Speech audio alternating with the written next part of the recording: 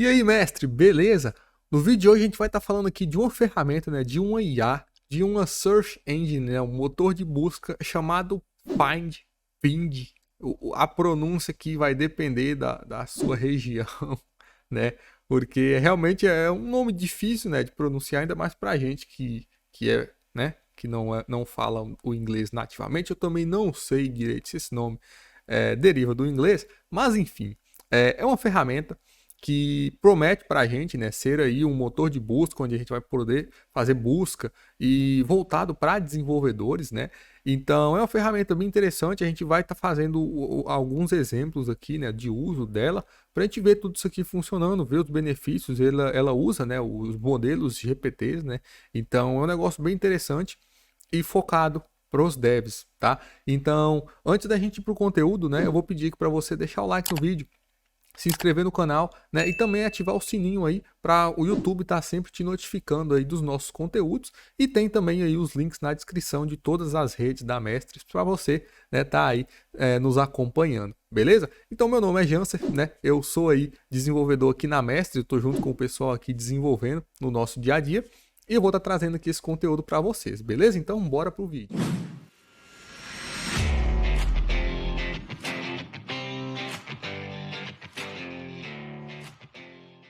Beleza, então eu estou aqui, né, no site, né, find.com, né, que é o site oficial deles, né? Tem aqui já o prompt para a gente fazer a nossa busca, né?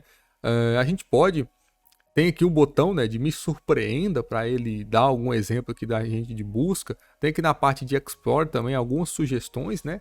E aqui a gente tem a possibilidade de fazer o login com o GitHub, tá? Eu já fiz o login aqui para a gente liberar, né, esse Best Model, que é um modelo que usa aí GPT-4, tá? Mas na versão gratuita, na versão sem o login, você consegue testar ele aqui, só que não com essa versão, né, melhor aqui do GPT-4.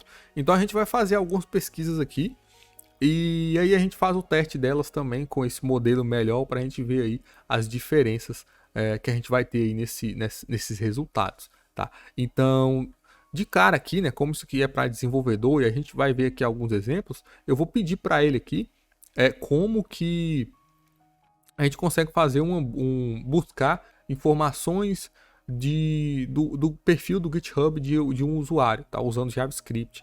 Então aqui ele aceita texto, eu posso colar aqui também blocos de código, né? Ou URLs para ele usar como referência. Então é bem completo aqui, né? O que a gente pode estar colando para fazer essa busca, que ele vai usar isso aí, né? Para gerar ali a resposta, para a inteligência artificial fazer aí a interpretação do que a gente está querendo, tá? Então eu vou usar o inglês aqui também, tá? Eu vou perguntar em inglês para a gente ter um resultado um pouco melhor, tá? Então eu vou perguntar como eu posso, né? Ou pegar as informações, o perfil, né? Do GitHub.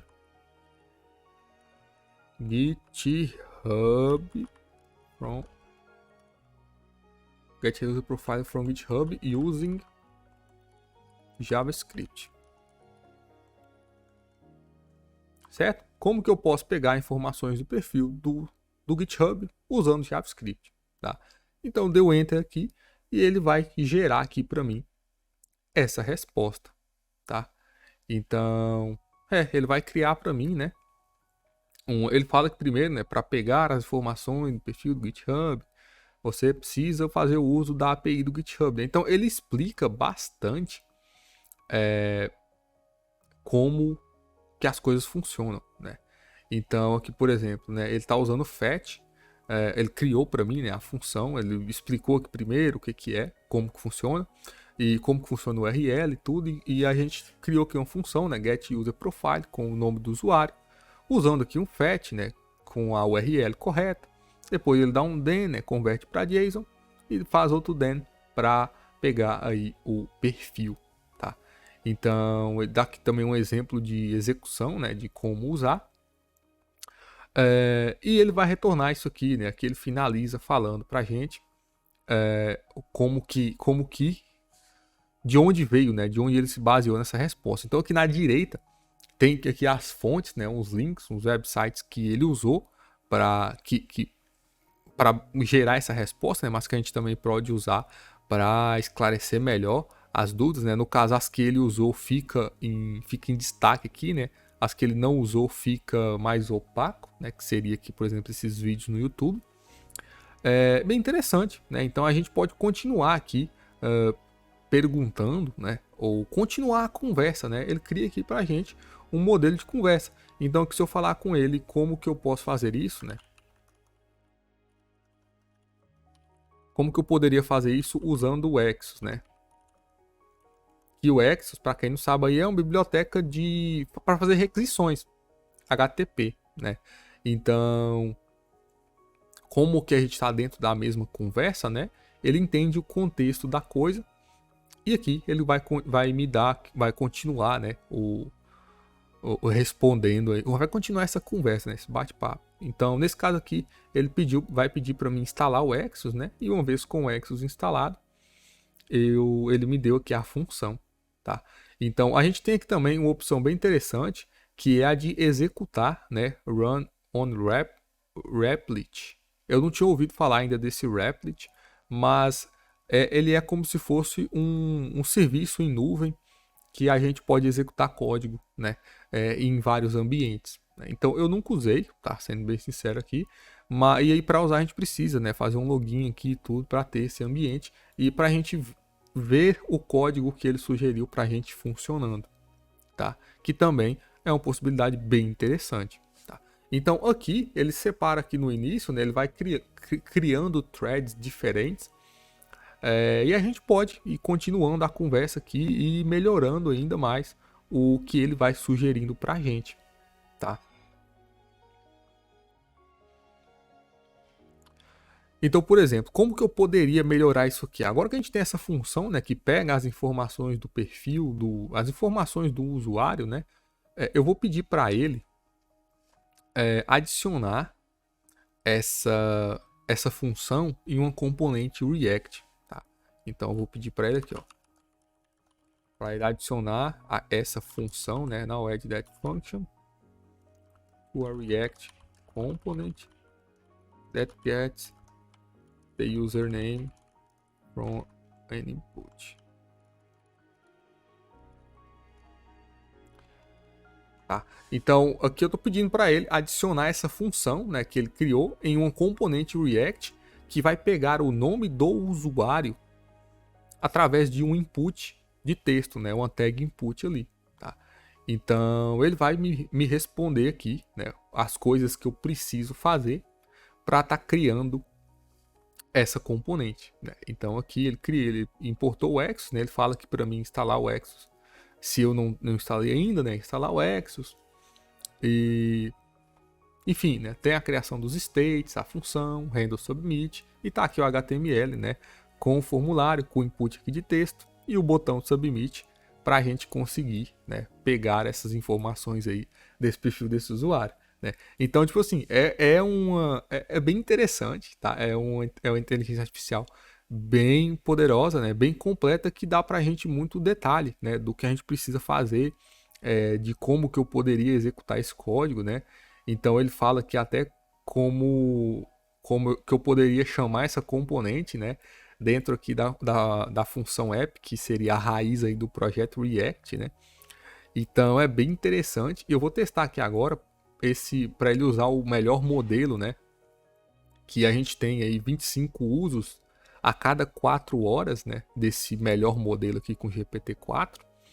Então agora, né, que eu pedi para ele criar essa componente, eu vou pedir para ele... O que eu poderia pedir? Eu vou pedir para ele executar, regenerar essa resposta com esse novo modelo, né? Para a gente ver se muda bastante. Só confirmando que está marcado, né, para usar o melhor modelo. Então vamos ver aí se tem bastante diferença, né?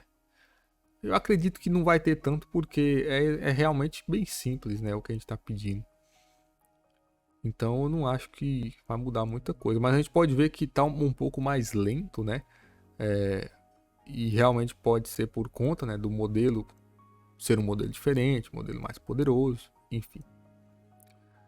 Mas, aparentemente, tudo aqui tá igual, tá?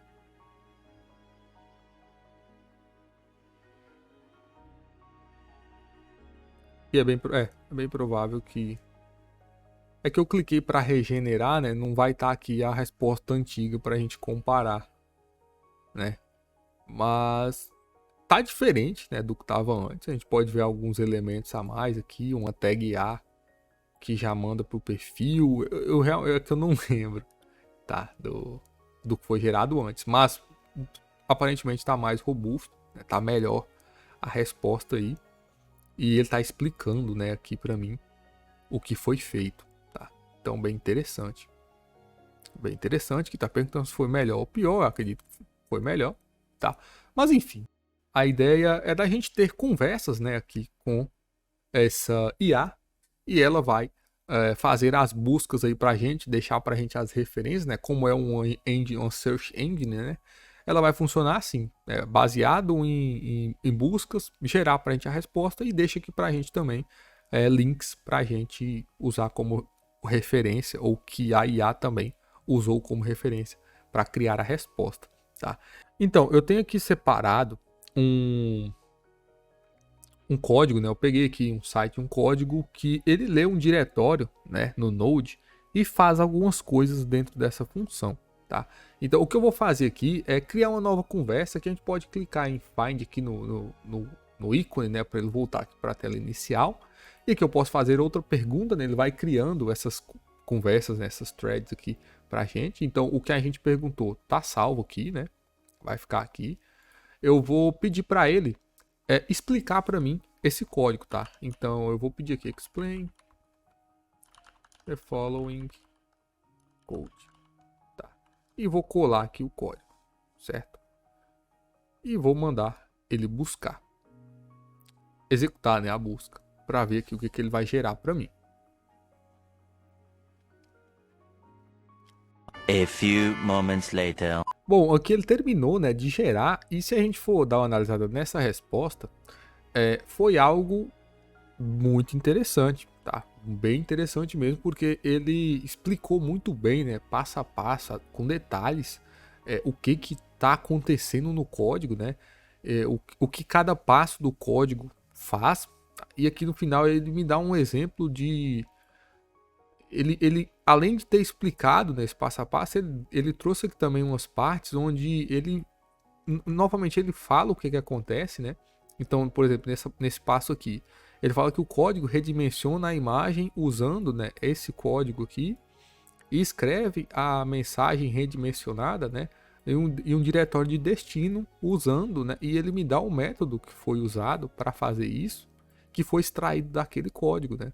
Então fala que o método recebe um callback com um argumento que é o erro, né? Que se tiver um erro enquanto estiver escrevendo, né, a imagem no diretório, esse erro, esse objeto vai conter os detalhes do erro. Então ele explicou aqui muito bem, né, cada passo, o que foi usado, e também, né, novamente, a melhor parte é que tem também muita referência aqui, tá? Então é uma ferramenta aí bem poderosa, né?